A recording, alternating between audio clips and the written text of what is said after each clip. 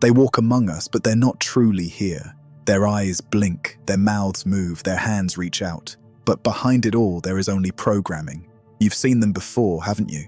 Maybe you've even loved one. That strange feeling you get when someone seems present, but at the same time, hollow, empty, as if they're reciting lines they've memorized from a script written by someone else. You've probably dismissed it. Most people do. It's easier that way. Easier to believe that everyone is like you, thinking, feeling, questioning. But what if I told you that half of the people you know are not awake, not even close? What if I told you that 50% of humanity is functioning on autopilot? Not metaphorically, literally. This isn't science fiction. It's something older, deeper, and far more disturbing. Ancient mystics spoke of it. Sufi poets whispered about it. Esoteric texts from every culture have hinted at the same chilling truth. There are two kinds of people in this world. Those who are animated by something real, a soul, a spark, a divine consciousness, and those who are placeholders, organic portals, human in form, but missing something vital, something sacred.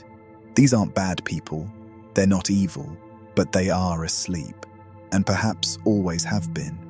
And if you're one of the ones who can see it, truly see it, then you already know. You felt the loneliness, the ache of being surrounded by faces that feel like masks. You've asked yourself why no one else seems to question anything, why the conversations feel scripted, why the news sounds like a performance, why no one ever seems truly there. It's not a glitch in your perception. It's not you overthinking. It's not a phase. You are waking up, and they are not. And here's the part no one tells you. They're not supposed to. There is a mechanism hidden in plain sight that keeps them this way.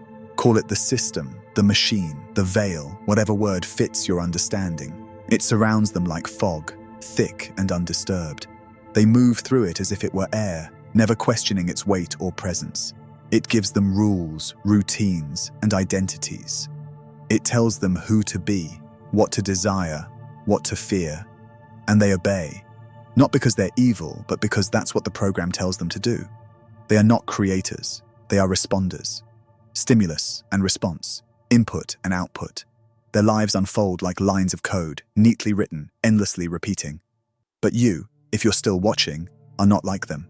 Because you've seen the cracks, haven't you? The strange coincidences, the moments that didn't feel real, the way the world sometimes feels, scripted, like it's trying to make you forget something important, like you're being lulled into sleep by repetition and noise. That's not an accident. The sleepers serve a purpose, and it's not what you think. They are the fabric of the simulation, the background noise, the collective inertia that keeps this world locked in a certain vibration. They anchor reality in density.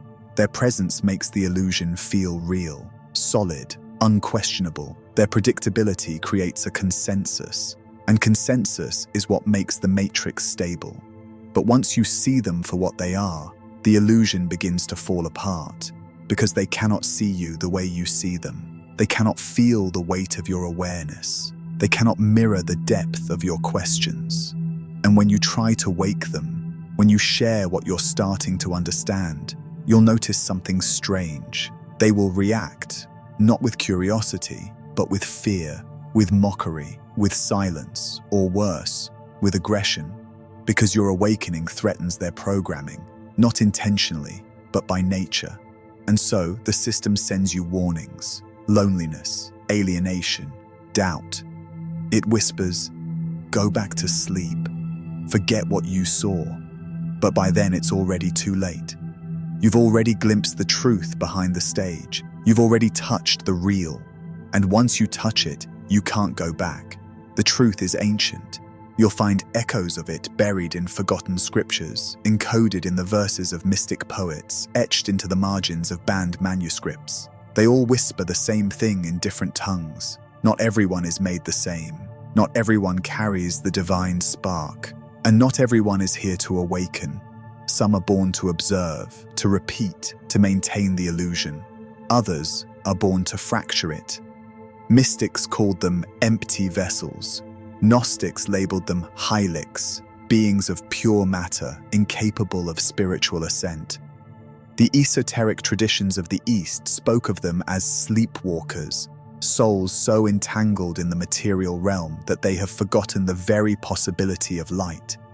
And in modern terms, we might call them organic portals, beings that mimic humanity but lack the inner fire of conscious presence.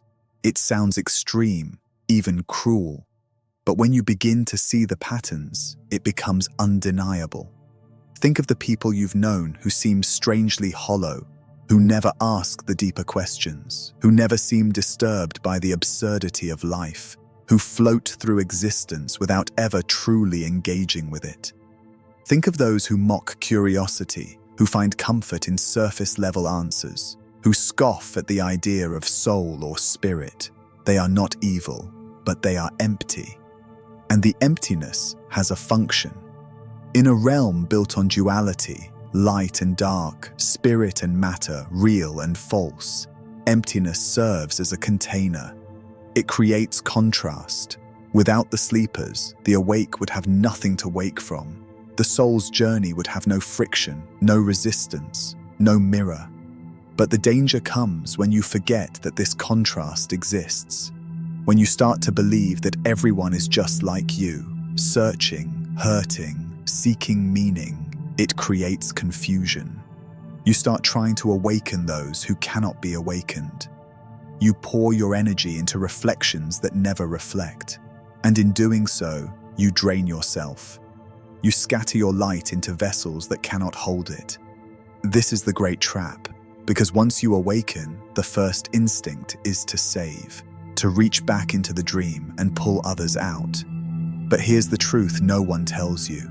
Not everyone wants to wake up. Not everyone can. And the more you try to wake them, the more the dream pulls you back in.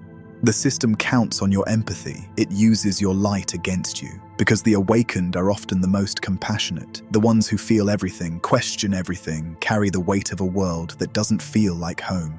And in that compassion lies a weakness, the desire to fix, to explain, to rescue. But this is not a story of rescue. It never was. This world is not a prison with locks and guards. It's a stage, a game, a lesson. And every soul here agreed to play its part, whether awake or asleep. That's the cosmic irony. Even the sleepers chose their slumber.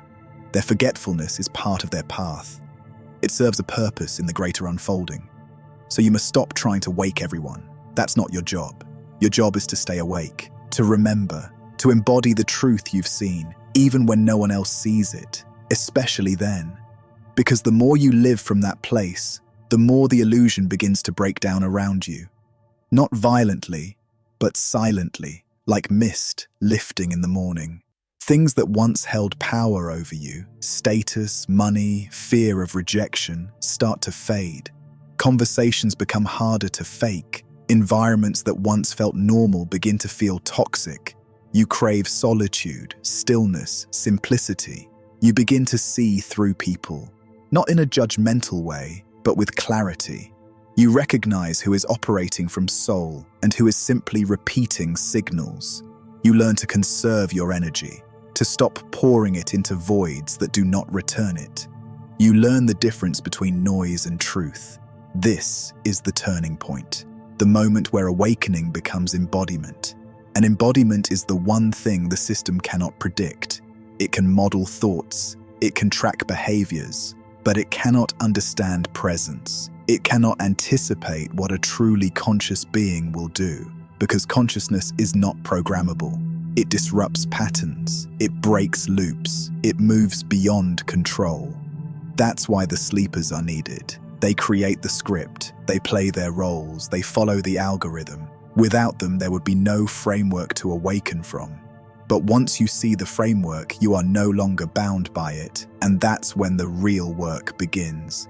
The real work doesn't begin with rebellion, it begins with stillness. You're not here to fight the sleepers. You're not here to expose the system with rage in your chest and fire on your tongue. That's just another trap, another role written for you by the very dream you're trying to escape. You're here to become untouchable, not by hiding, but by transcending. To live awake in a sleeping world is to walk with quiet power. It means watching the drama without needing to play a part. It means listening without absorbing, seeing without reacting, choosing presence in a realm that thrives on unconscious momentum. That kind of presence breaks code. It disrupts frequency. It creates a field of coherence in the chaos, not by doing, but by being. And when you reach this state, something strange begins to happen. Other awakened souls start to appear. It's not coincidence, it's resonance. The sleepers are many, yes, but the awakened carry density. When one soul fully wakes up, it impacts the whole. It shifts the equation. It alters the signal being broadcast through the collective mind. This is what the system fears. Not war, not rebellion, but resonance. Because resonance cannot be controlled. It spreads without effort. It pulls others into remembrance, not through words, but through frequency. It reminds people of something they forgot they knew, a truth too deep for language, a knowing too sacred for doctrine. And that knowing is rising now. You can feel it in the way the world shakes, in the restlessness beneath the surface, in the glitch-like moments when the mask of reality slips just enough for the light to shine through. This isn't random. This is the signal returning. The dream is weakening. The sleepers are stirring. The ones who were never meant to wake are beginning to twitch in their sleep. And you're here to hold the space for what comes next. Holding space doesn't mean teaching. It doesn't mean convincing. It doesn't even mean speaking. It means becoming the still point in a world spinning itself into madness. It means anchoring truth in your own field so deeply that others feel it before they understand it. This is the silent revolution. You won't see it on the news. You won't read about it in headlines. But it's happening. In quiet rooms, in long walks alone, in deep moments of confrontation with self. It's the slow unraveling of false identity, the death of imitation, the return of essence. And yet, as the sleepers begin to stir, the system becomes louder, because it knows it's losing grip. It cranks up the volume. It floods the airwaves with distraction, with fear, with division. It offers you more comfort, more noise, more validation, anything to keep you from remembering what you are. It will try to seduce you back into sleep, not with chains, but with comfort, not with threat, but with attention. It will offer you roles to play, enemies to fight, stories to believe. It will feed your ego the illusion of awakening so you never taste the real thing. This is where discernment becomes everything. Can you tell the difference between stimulation and truth? Between reaction and resonance, between being informed and being aware? The world is full of people who appear awake but are merely performing consciousness. They use the right words, they follow the trends. But underneath, the program still runs, still looping, still playing a part. Real awakening isn't pretty. It's not poetic. It's brutal. It strips you down to nothing. It forces you to meet the void, the silence, the questions with no answers. It burns away everything you thought you were so that what's true can finally breathe. And when that breath happens, when that spark returns, you begin to see the sleepers for what they are. Not enemies, not victims, just reflections of the parts of you that once forgot. And in that moment, something shifts. You stop trying to escape the dream. You begin to walk through it with your eyes open. Walking through the dream with your eyes open changes everything. You no longer see events as random. You begin to notice the orchestration behind the chaos. Patterns emerge, symbols repeat. People appear in your life with uncanny timing, mirrors, messengers, or tests. Nothing is wasted. Every interaction becomes an invitation to remember. Every moment becomes sacred. And yet, this awareness isolates you. Because while the sleepers are many, the truly awake are few, and often scattered. You may go weeks, months, even years without meeting another who sees what you see. You may doubt yourself. You may wonder if you've gone too far, opened something you were never meant to open. But here's the truth. You were always meant to open it. You didn't stumble into awakening by accident. You were called, whispered to, pulled. And yes, it's lonely, but it's also precise, because your isolation is part of the design. It creates silence. And in that silence, something ancient begins to speak, not with words, with knowing. You begin to realize that awakening was never about escaping the world. It was about seeing it clearly, not running from illusion, but understanding it, holding it, even loving it for what it teaches. You stop needing to change others. You stop seeking permission. You stop trying to fit into spaces that were never meant to hold you. You become sovereign. And in that sovereignty, your energy shifts. People feel it. Some are drawn to it. Others are repelled. But all are impacted. You no longer blend in. And that's the point. Because the awakened don't come here to blend in. They come here to be the glitch. To be the glitch is to be the reminder, the living proof that something else is possible. You walk through systems designed for control, and you do not obey. You stand in spaces built for conformity, and you do not bend. You carry a presence that makes the sleepers uncomfortable, not because you threaten them, but because you reflect what they've forgotten. Your very existence becomes a ripple in the code, and that ripple grows, quietly, relentlessly. You might think your impact is small, invisible even, but energy doesn't move like fame, it moves like fire. It spreads through feeling, through resonance, through the invisible architecture of the collective mind. One awakened presence has more weight than 1,000 programmed minds. Because presence is dense, it changes the frequency of the room. It leaves echoes behind. That's why the system fears the glitch. Not because it's loud, but because it's undeniable. The glitch doesn't shout, it doesn't campaign, it doesn't demand, it simply is. And in that being, it cracks the illusion. It reminds others of the quiet knowing they buried long ago. Some will resist it, some will mock it, some will attack it, but a few will remember. And those few are enough. They are the ones who will hear your silence, who will find your words not just interesting, but activating, who will see through the eyes of the soul, not the eyes of fear. You're not here to wake everyone. You're here to awaken yourself so fully, so deeply, so unshakably, that your presence alone begins the chain reaction. This is how the dream ends, not with fire, but with light. There comes a moment in the path of awakening when you stop looking for proof and start living as the proof. You become the bridge between worlds. You walk among the sleepers not with judgment, but with quiet reverence. Not because they are less, but because they remind you of where you once were.